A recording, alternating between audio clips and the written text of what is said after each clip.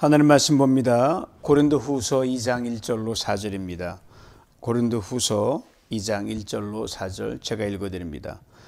내가 다시는 너희에게 근심 중에 나아가지 아니하기로 스스로 결심하였노니 내가 너희를 근심하게 한다면 내가 근심하게 한 자밖에 나를 기쁘게 할 자가 누구냐.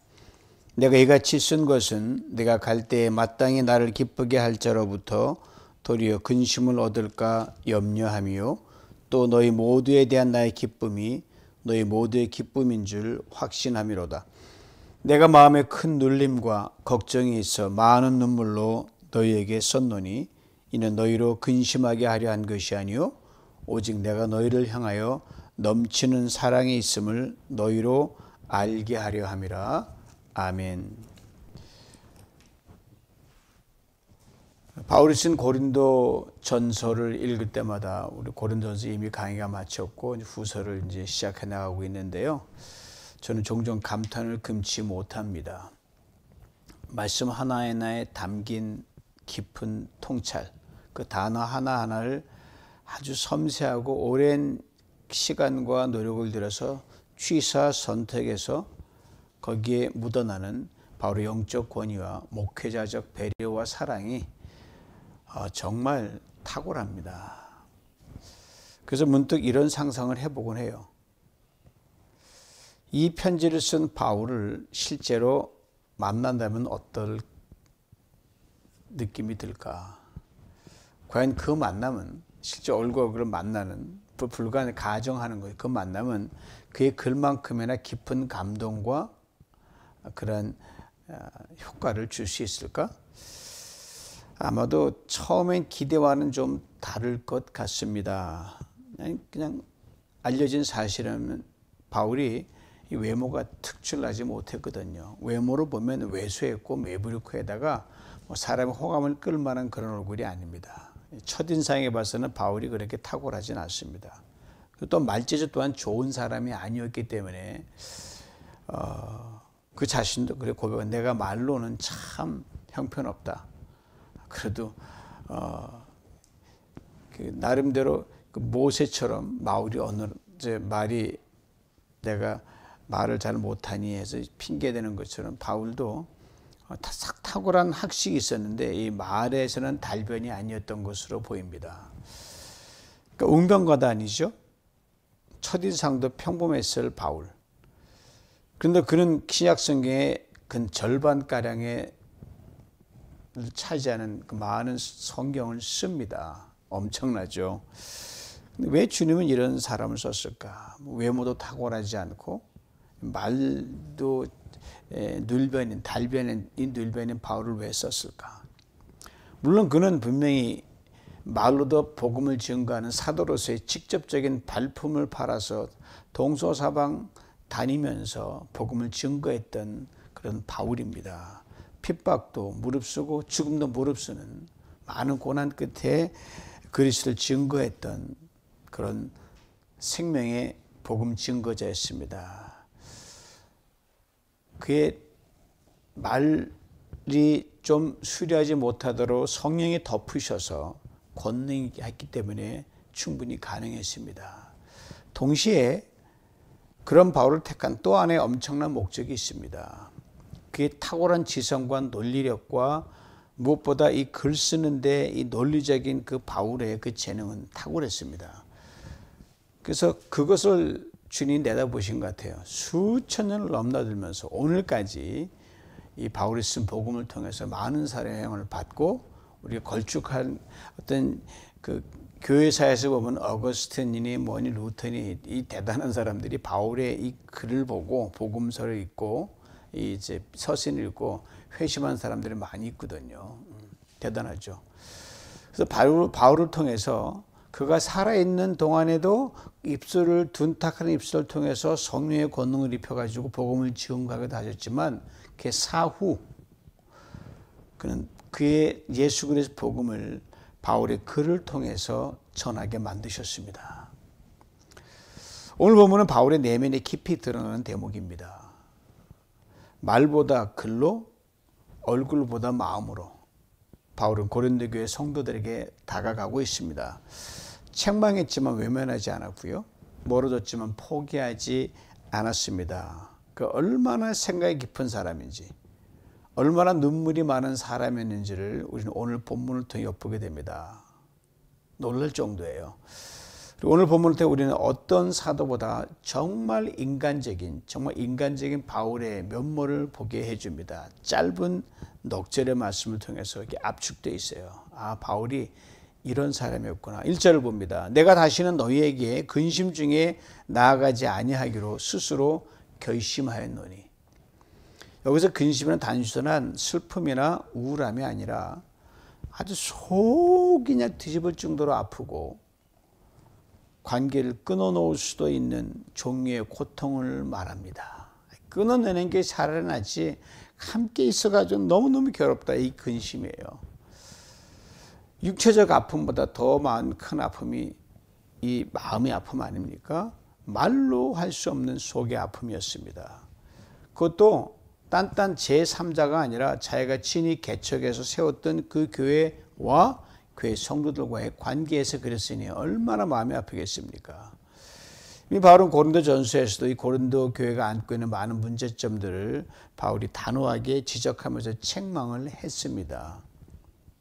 그런데 이로 인해서 고린도 교회 성도들이 그 당시에는 훗날엔 다 원위치 왔겠지만 오히려 그것이 그분들에게 부담이 되고 근심이 되고 바울과 나름대로의 이 척을 지는 그런 부작용을 낳게 됐습니다. 바울이 그걸 잘 알고 있어요. 자기가 한 말이 분명히 맞아요. 야단 맞아서 산호 야단 친 것 당연하죠. 근데 그로 인해서 그걸 수용하지 못하는 고린도 교회 성도들에게 다는 아니지만 상처를 남겼단 말입니다.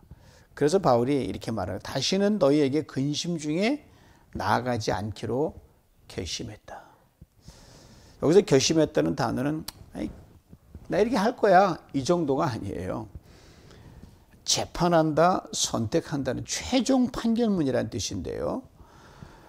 자기 스스로를 법정에 딱 세워서 스스로가 이것이 너의 이 길로만 가야 된다라고 최종 판결, 그 길이 선고를 내린 것뿐이에요. 이런 선택을 하는 거죠. 차라리 내가 혼자 근심을 당할지언정 너에게 또다시 상처 주기 위해서 방문하지 않겠다는 말입니다. 특별히 바울이 내린 결심의 본질을 좀 더 자세히 들여다볼 필요가 있습니다. 무엇에 대한 결심입니까? 알듯이 고린도 교회를 근심 중에 방문하지 않겠다는 결심이에요. 그런데 이 결심에 더 깊은 숨겨진 차원이 있습니다. 숨겨진 이유가 있는데 바울의 결심을 물론 표면적으로는 너희들을 위해서 내가 안 가겠다는 게 되지만 보다 더 직접적이고 실질적인 이유는요, 바울 자신을 위한 선택이었습니다. 우리말 성경에 이것이 잘 안 나타나는데 원어를 보면 아주 선명하게 나타납니다. For the sake of me. 나 때문에 더욱더 그랬다는 거죠. 바울은 지난번 고린도 방문 이후에 근심 속에 살아갔습니다. 우리가 보통 근심하면 마음이 좀 불편한 정도로 생각하지만 바울의 표현을 보면 아주 뼈를 깎는 그런 고통이었어요. 그래서 근심 속에서 살아간다. He lived in sorrow라고 되어 있거든요. 그러니까 밤마다 이것 때문에 잠도 잘 못 자는 거예요. 아침에 눈을 뜨지만 기쁨이 하나도 없고요. 어제 그대로 이어져 내려오니까 먹어도 요즘은 소화가 잘 안 되고 말해도 위로가 전혀 되지 않는 그런 심정이었어요. 성경은 이걸 이렇게 말하죠. 마음의 근심은 사람을 쇠약하게 하며 근심은 뼈를 마르게 하느니라. 바울 뼛속 깊은 근심의 아픔이 있었습니다. 모르겠는데 가뜩이나 이렇게 왜소한 그 몰골에 더 마르지 않았을까 싶습니다. 외적으로 박해가 밀려 들어오죠. 내적인 상처가 있죠. 관계 속에서 있는 고독과 특별히 사랑하는 성도들로부터 받은 오해와 무반응은 바울이 보통 피곤한 게 아니었습니다. 바울이 이렇게 말하는 것 똑같아요. 이러다 내가 먼저 죽겠다. 이런 말이죠. 이러다 내가 먼저 쓰러지겠다. 일단 내가 살아야겠다. 내가 회복돼야지. 그래서 내가 그런 후에 내가 가서 뭐라도 할 수 있지 않느냐 이 마음이었어요. 우리는 종종 원수를 사랑하라는 주님의 말씀이 이렇게 가끔 들리잖아요. 멀리서 보면 이게 쉬운 것처럼 보이지만 실제 하다 보면 이게 참 힘듭니다. 더군다나 원수 사랑하러 하니까 심플하게 뭐 간단한 그거 하나도 어렵거든요. 내 원수가 줄이거든 먹이고 목마르거든 마시오라는 게 복음서에 나와 있거든요. 이 명령은 여러분 실은 원수를 위한 것이기 전에 나를 위한 것이라는 걸 놓쳐서는 안 됩니다. 원수를 미워하면 그 몸에 이 속에 쓴뿌리가 막 올라오잖아요. 저놈이 없어져야 내가 되니 그게 마음부터 일단 쓴뿌리가 난단 말입니다. 그건 내가 먼저 병이 들죠. 그러니 미워하지 말고 도리어 선을 베풀라는 그 말씀은요. 그 사람을 살리기 전에 네가 먼저 죽으니까 너를 먼저 살리는 하나님의 처방이죠. 바울도 마찬가지였어요. 고린도 교회를 향한 실망과 그 미움 혹은 기대에 미치지 못하는 그들의 모든 그런 애티튜드와 상황을 볼 때 깊은 상처가 어떻게 아직까지도 그럴까. 바울의 마음에 심한 상처와 심한 어떤 통곡이 있었어요. 그래서 결심하는 거예요. 판사의 최종 판결처럼 스스로 재판하고 이게 나의 최선의 선택이다. 지금 안 가겠다. 지금 가면 안 된다. 이 감정의 무게를 그대로 품고 가면 나도 다치고 또 더 큰 근심과 상처 입고 돌아오니까 멈춰야겠다. 회피가 아니라 지혜로운 거리두기죠. 훗날을 위한 자기 회복이 먼저 선행될 것을 바울이 결단한 겁니다. 여러분은 너무 이렇게 마음으로 해서 가까이 가서 막 하려고 하면 저쪽에 안 받으려면 피차 상처를 받고 오해만 세잖아요. 그래서 바울은 지금 멀어지려고 하는 것이 아니라 더 깊은 훗날의 사랑을 도모하기 위해서 내리는 처방입니다. 지금은 내 근심을 들고 지금 분명히 근심하고 있어요. 그대로 가면 또 옛 모습 돌아가니까 일단 나부터 살아야겠다. 나부터 회복돼야겠다. 그리고 후에 진정 사랑의 준비가 됐을 때 그때 가서 내가 이야기하겠다. 이겁니다. 참으로 지혜롭고 성숙한 모습이죠. 2절을 봅니다. 내가 너희를 근심하게 한다면 내가 근심하게 한 자밖에 나를 기쁘게 할 자가 누구냐. 뭐 심플한 말이 조금 우리말에 좀 꼬여 있어요. 이런 말이죠. 내가 너희를 아프게 했다면 왼수가 아니라 그런 나를 기쁘게 해줄 사람은 너희들밖에 없다는 거예요. 좀 더 풀어봅니다. 책망하고 야단친 건 맞지만 사실 내가 너희가 다 회복되어서 기쁨을 주는 존재가 되기를 정말 원한다는 거예요. 그날 지금 기다리고 있고 가지 않는 거다. 즉 너희가 나의 전부고 나를 기쁘게 해줄 사람도 믿지만 너희밖에 없다는 겁니다. 이 물음은 단순히 수사학적 질문이 아닙니다. 바울의 깊이 있는 고백이고요. 절절한 호소입니다. 이 말씀대로 많은 문제점들을 지적하고 우리가 알고 있잖아요. 이건 교회 공동체를 무너뜨릴 만한 그런 심각한 거기 때문에 바울로서는 외면할 수가 없는 겁니다. 그래서 사랑하는 디모데를 통해 고린도전서 써서 보냈고 직접 방문도 했고 근데 그 만남이 유쾌하지 않은 걸로 끝났어요. 사랑했기에 책망했고요. 책망은 성도의 마음을 더 멀어지게 만들었어요. 바울 자신도 자기들이 잘못해놓고 나 이렇게 하고 근심을 안고 상처 입고 바울 돌아봅니다. 마치 이런 사랑이죠. 부모가 자식을 야단치고 야단 맞을 짓 한 자녀를 야단치는 건 당연하잖아요. 그리고 방으로 돌아와서 울고 있는 부모의 모습이 바로 바울의 모습이에요. 왜 저와 이렇게까지 마음을 닫고 마음이 닫혀 있을까? 바로 그런 마음으로 바울이 지금 편지를 쓰고 있습니다. 여러분 때린 사람은 웅크리고 자고 맞은 사람은 다리 쭉 뻗고 잔다는 그런 옛말이 있잖아요. 바울이 책망을 했어요. 당연한 책망인데 바울이 웅크리고 자는 거예요. 야단친 바울이 더 괴롭습니다.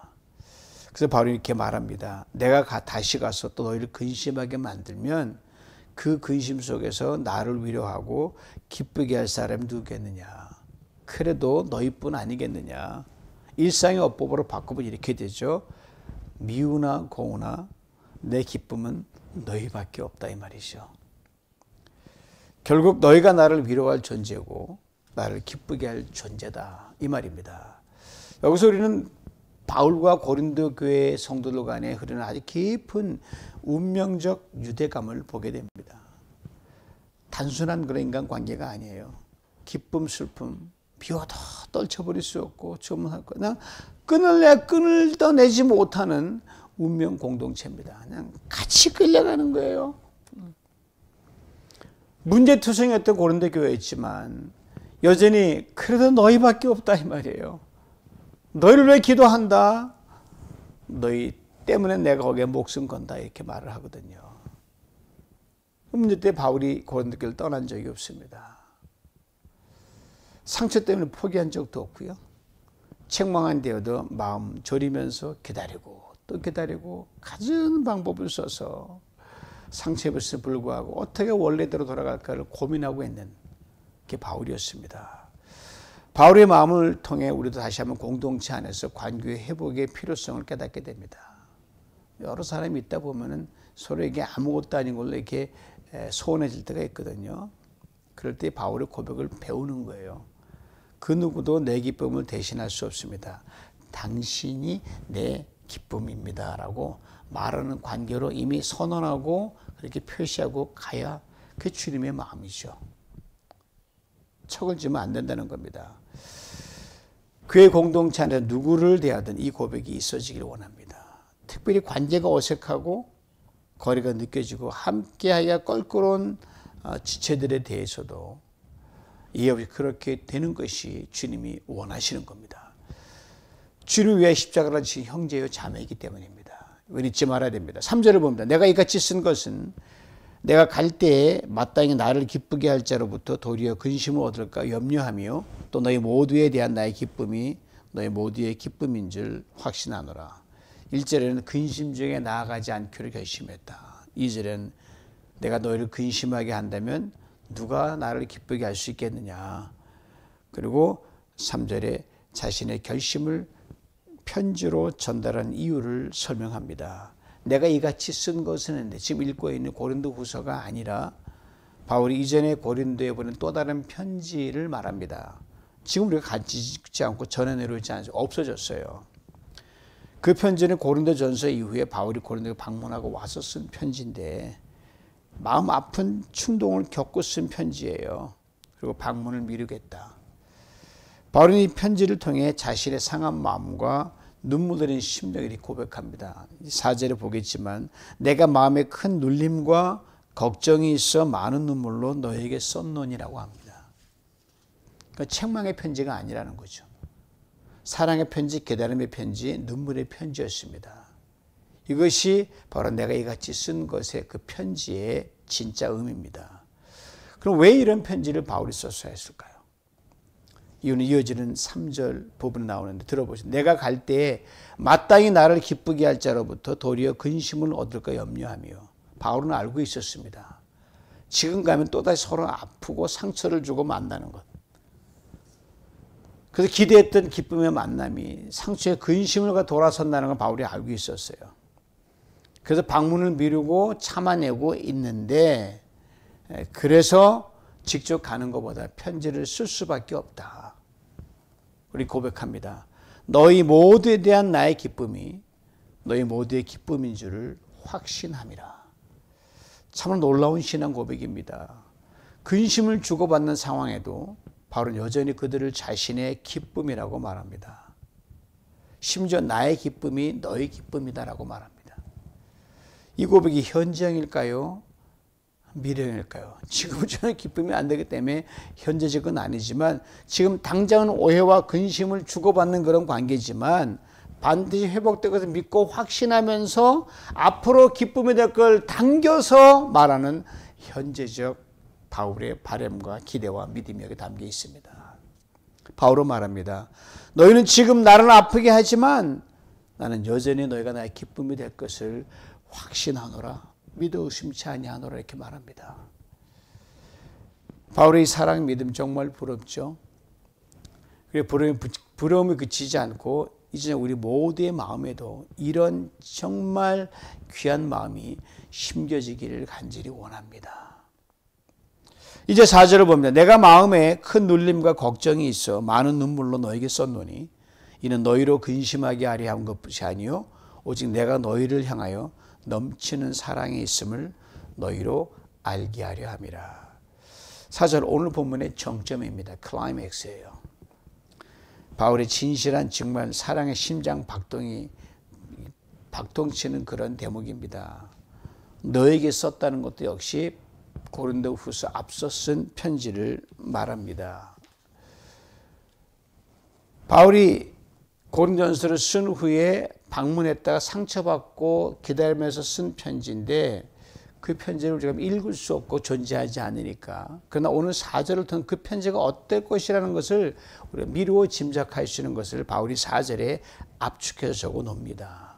어떤 마음으로, 어떤 문장으로, 어떤 사랑으로 썼는지를 충분히 짐작할 수 있습니다. 바울은 말합니다. 내가 마음에 큰 눌림과 걱정이 있어 많은 눈물로 너희에게 썼다. 그냥 편지 쓴 것이 아니라 큰 눌림이 있었다고 합니다. 마음을 짓누르는 슬픔과 안타까움 가운데, 괴로움 가운데 쓴 거예요. 깊은 걱정이 있었습니다. 교회가 무너지면 어떡하지? 그 사람 상처가 영영이 예수 믿는 걸 포기하면 어떡하지? 별별 생각 다 들었을 거예요. 또 나와의 관계가 완전히 틀어지면 어떻게 되지? 그런 별 마음이 다 들었을 겁니다. 그리고 바울은 말합니다. 많은 눈물로 너에게 썼다. 바울처럼 강건하고 이성주도적인 그런 바울이 눈물로 편지를 썼다고 고백을 합니다. 이 얼마나 강렬한 표현이에요. 펜으로 글을 쓰는데 잉크가 아니라 눈물이 펜을 따라 계속 떨어지는 거, 여러분 상상해 보셨습니까? 그렇게 새겨놓았던 편지가 바울이 쓴 편지예요. 단지 감정이 아니라 정말 사랑을 담아서 쓴 진정 어린 편지였습니다. 그 눈물은 관계 회복을 위한 눈물이었습니다. 왜 그렇게까지 해야만 했을까요? 바울은 분명히 밝힙니다. 이는 너희로 근심하게 하려는 것이 아니다. 오해하지 말라는 거죠. 야단치는 편지가 아니다. 상처를 덧대려는 것도 아니다. 죄책감을 심어주는 것도 아니다. 그다음 왜? 오직 내가 너희를 향하여 넘치는 사랑이 있음을 알아줬으면 좋겠다. 이 한 문장, 이것이 바로 이 편지의 핵심입니다. 이렇게 눈물로 편지를 쓰는 건 내 마음에 너희를 향한 사랑이 넘치기 때문이다. 여전히 문제 있습니다. 상처가 있습니다. 관계 회복이 아직 안 되고 있지만 바울은 그 한복판에서 아주 주도적으로 선포하는 겁니다. 너희를 향한 내 사랑이 넘친다. 이것이 목회자의 심정이고요. 이것이 부모의 마음이고요. 이것이 바로 예수 그리스도의 마음입니다. 이것이 또 하나님 아버지의 마음이죠. 오늘 이 말씀 앞에서 우리 자신을 돌아보게 됩니다. 나는 과연 내 가족에게, 내 공동체에게 이렇게 눈물로 사랑을 말해본 적이 있는가? 오해를 풀기 위해, 갈등을 회복하기 위해, 관계를 지키기 위해 진실된 편지 한 장 써본 적이 있는가? 그렇습니다. 사랑은 때론 말보다 글이 더 깊게 전달이 됩니다. 특히 진심이 담긴 글, 눈물이 젖은 한 문장은 수천 마디 말보다 더 큰 회복의 문을 여는 열쇠가 됩니다. 바울이 그렇게 했고요. 눈물의 편지를 썼고요. 그리고 지금도 그 편지 속의 사랑은 이 시대 우리 마음에 와 닿고 있습니다. 사랑하는 성도 여러분, 바울의 4절의 말씀을 되새기십시다. 사랑은 눈물로 완성이 됩니다. 그리고 그 사랑은 결국 관계를 살립니다. 이제 그 사랑 우리도 배우고 우리의 눈물로 누군가에게 편지를 써내려 가질 수 있기를 원합니다. 반드시 회복됩니다. 오늘 나눈 2장 1절로 4절까지의 말씀, 바울이 그 근심 중에서 많은 눈물을 흘려 쓴 편지, 이 바울의 이 편지글에서 우리 또 하나 이거 상상할 수 없이 큰 눈물의 편지를 우리는 발견할 수 있어야 됩니다. 바로 하나님께 죄 있는 우리들을 위해 흘리신 사랑의 눈물입니다. 하나님은 우리 향해 성급히 다가오지 않으셨어요. 수천 동안 기다리셨어요.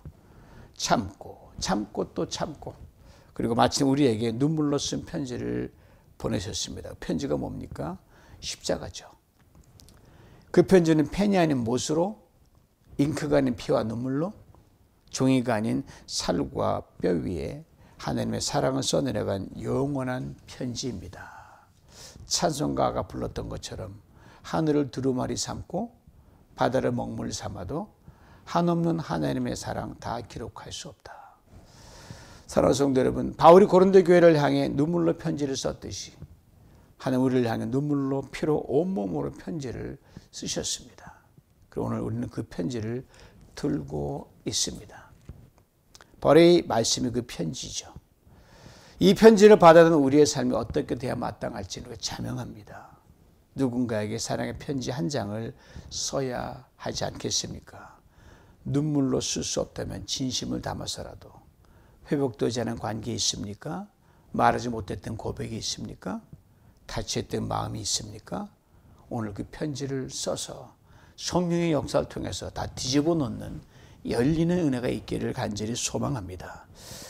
사랑하는 성도, 눈물로 쓴 편지는 하나님의 이야기이자 바울의 이야기며 오늘 우리 인생이 써내려갈 사랑의 이야기입니다. 그 편지를 쓰기를 쉼없이 하십시다. 그 사랑을 전하십시다. 그 눈물의 길이 곧 기쁨의 회복으로 이어질 것입니다. 사랑 얻는 생명의 길이 될 줄 믿습니다. 이 은혜를 다 받아 누리시길 주님의 이름으로 축원합니다. 주님, 오늘 들은 말씀 앞에 우리 마음을 내려놓습니다. 사랑하기에 책망하셨고 기다리시기에 눈물로 편지를 쓴 이 바울, 그 마음속에 예수 그리스도의 우리 향한 사랑의 심장이 뛰고 있음을 느낍니다. 이제 우리도 결단합니다. 우리 안에 쓴뿌리를 내려놓고 먼저 손 내미는 사랑으로 나아갑니다. 눈물 흘려 품는 기도의 사람이 되기를 원합니다. 오해와 상처 속에서도 끝까지 사랑하는 자가 되기를 원합니다.